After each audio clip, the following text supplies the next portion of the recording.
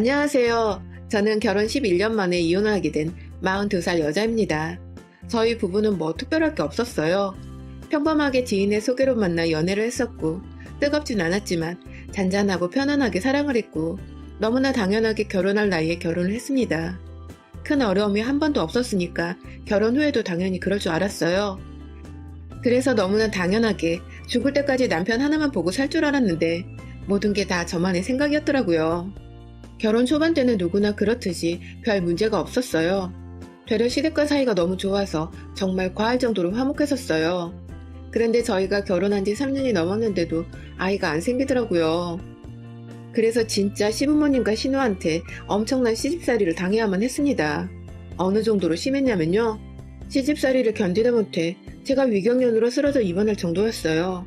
일단 평일에 툭 하면 일하는 사람 불러내서 집안일 시키는 건 기본이었고, 혼자 사는 남편의 여동생 집에 일주일에 3번씩 가서 청소를 해줘야만 했습니다. 그뿐만 아니라 가족 모임에도 전 거의 투명인간이나 마찬가지였어요. 음식 차리는 아줌마? 그 정도도 못했어요. 음식은 혼자 다 준비하는데 제대로 먹지도 못했고, 다들 쉬러 들어가면 그때 돼서야 저는 치우기 전 밥을 먹고 새벽까지 뒤처리를 해야만 했어요. 근데 진짜 이 정도만 했으면 이렇게 서럽지도 않았을 거예요. 저희 시댁은 매년 못해도 계절이 바뀔 때마다 해외여행을 갔었는데, 저는 결혼을 하고 딱 1년째 빼고는 단 한 번도 가보지도 못했어요. 애도 못 낳는 며느리를 보면 스트레스를 풀러간 여행에서 더 스트레스를 받는다며 시어머님이 난리를 치셨거든요. 신년노릇을 안 하면 되지 왜 했냐고 하시겠지만, 그때는 남편을 너무 사랑했었고 또 아이를 못 갖는 게 다 제 탓인 줄 알았거든요. 시어머님이 자주 가는 절에 스님이 제가 자식운이 없어서 자식이 없는 거라고 했다나 봐요. 진짜 말도 안 되는 소리였는데 그냥 사람을 완전 세뇌시켜서 죄인으로 만들어버리니까 저도 제가 죄인인 것만 같았어요. 그리고 저희 친정에서도 다들 나이가 많으셔서 그런지 아이가 안 서는 건 여자 탓이라고 하더라고요. 그래서 전 시댁에서도 친정에서도 아이를 못 낳는 골칫덩어리였어요. 그러다 보니 시집살이도 받아들일 수밖에 없었습니다.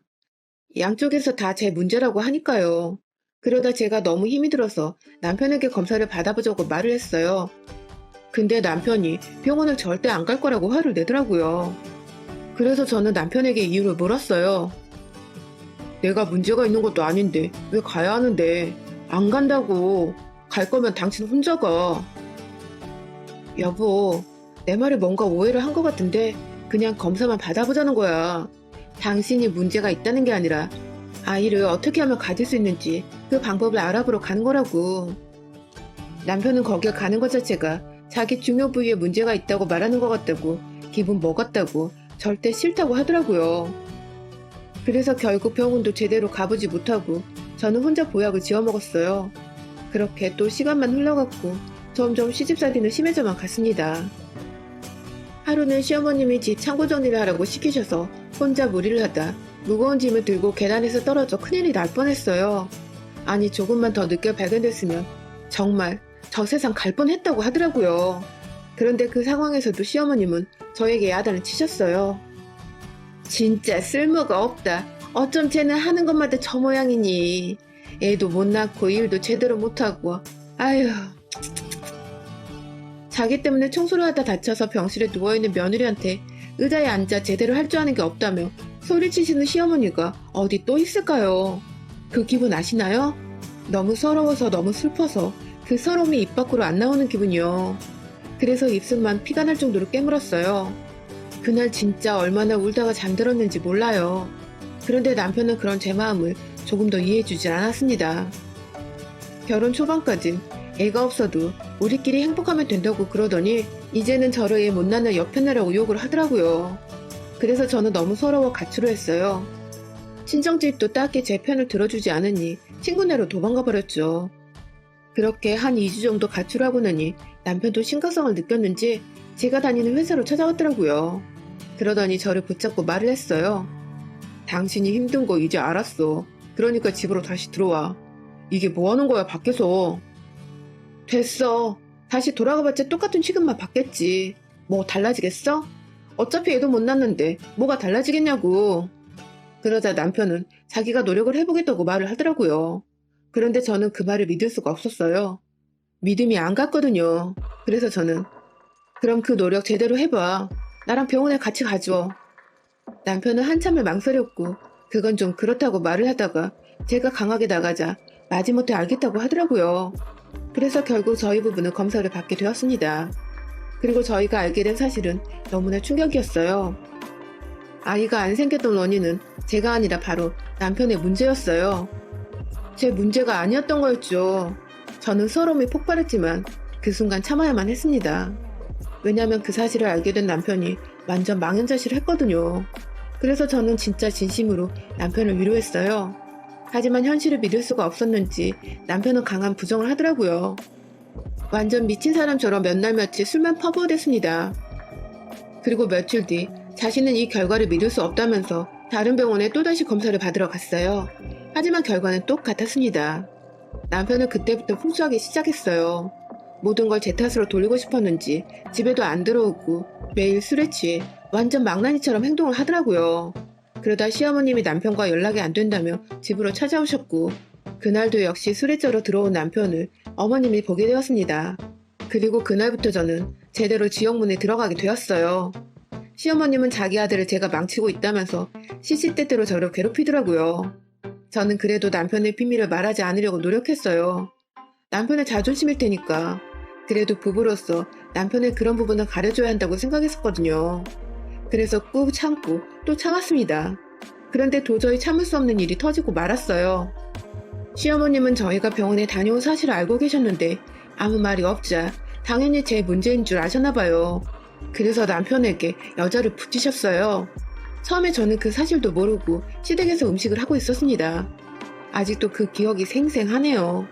그때 잡채를 만들고 있었는데 참기름이 떨어져서 잠깐 사오겠다고 말을 하려다가 안방에서 통화하는 시어머니의 목소리를 듣게 됐어요. 그래, 엉덩이가 커야 아기를 잘 낳을 거 아니야. 그래, 한번 잘해봐. 내가 네 와이프는 단단히 붙잡고 있을 테니까 오늘 한 방에 성공해라. 알겠지? 시어머님의 통화 내용이 너무 이상하더라고요. 느낌이 싸한 게 분명 남편이었어요.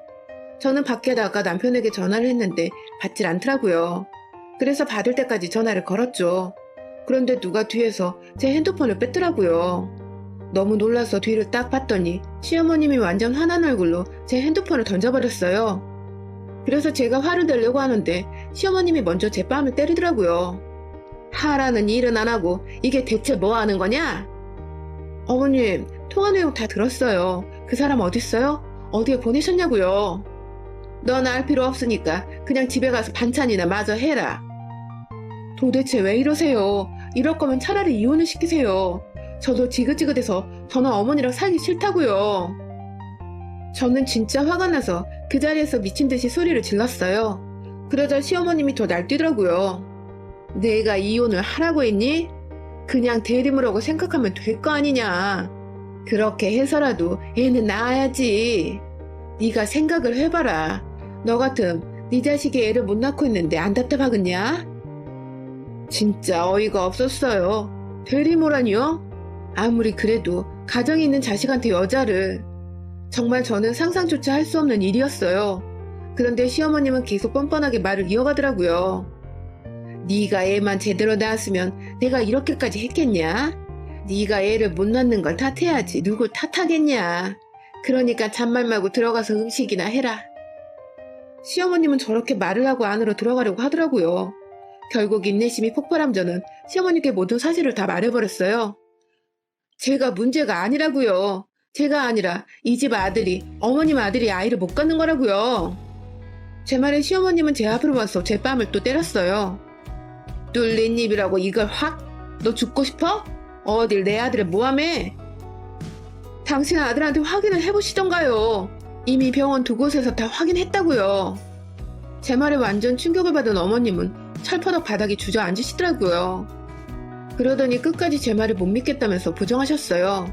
그래서 저는 시어머니에게 똑바로 확인해보라고 말을 남기고 시댁을 나와버렸어요. 그리고 나오면서 제가 정성껏 만들었던 음식을 싹 다 버려버렸어요. 그 인간들 주둥이로 들어갈 걸 생각하니까 진짜 너무 짜증이 나더라고요. 그래서 음식을 버리고 친정집으로 바로 가버렸어요.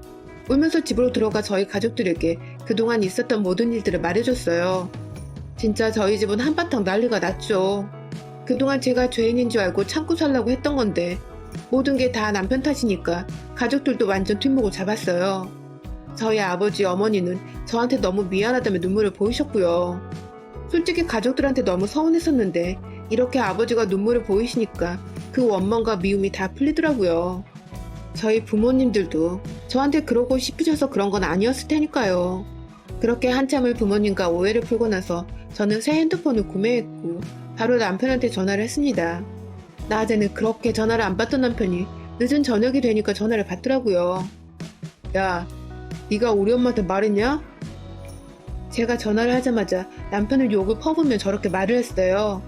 저는 그 태도가 너무 뻔뻔해서 말문이 턱 하고 막히더라고요.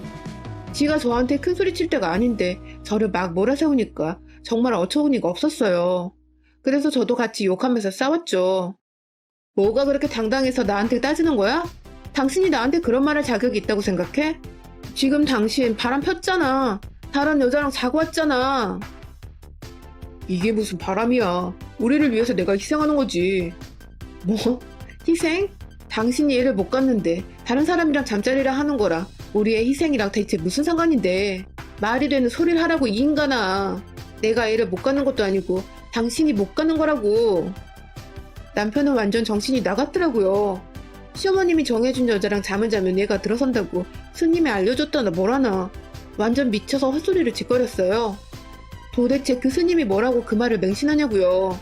제 생각에 스님은 핑계고 그냥 자기가 다른 여자랑 자고 싶으니까 괜히 시어머님과 스님을 들먹이는 것 같다고 느껴졌어요. 그렇게 저랑 계속 실랑이를 하던 남편은 처음엔 변명을 저에게 주저리 떠들어대다가 돌변해버렸어요. 엄마 말이 다 맞았어. 다 너 때문에 내가 이렇게 된 거야. 네가 제대로 여자 구실만 했어도 나는 괜찮았을 거라고. 미친 소리를 하면서 저를 위협하는데 더 이상 남편과는 대화를 하면 안 되겠다는 생각이 들더라고요. 어차피 이미 통화 내용은 다 녹음했고 중요한 내용들은 다 들어있으니까 저는 그냥 전화를 끊어버렸어요. 그리고 절차대로 이혼 소송은 차차 준비해 나갔습니다. 처음엔 적당히 합의 보고 그냥 깔끔하게 합의 이혼을 하려고 했는데 시어머님이 저한테 이혼하고 싶으면 다 두고 네 몸만 나가라? 라고 하시더라고요. 저는 그렇게는 못하겠어서 그동안 제가 당했던 시집살이에 대한 대가를 내놓으라고 말을 했어요. 안 그럼 성매매로 신고를 하겠다고 했죠. 어쨌든 대가를 치르고 남편과 다른 여자를 잠자리하게 했으니까요. 그게 팩트니까요. 그래서 저는 더 세게 시어머니에게 협박 아닌 협박을 했어요. 끝까지 시어머님은 자기는 잘못이 없다고 뻔뻔하게 굴길래 저는 시아버님한테도 이 모든 사실을 알렸습니다.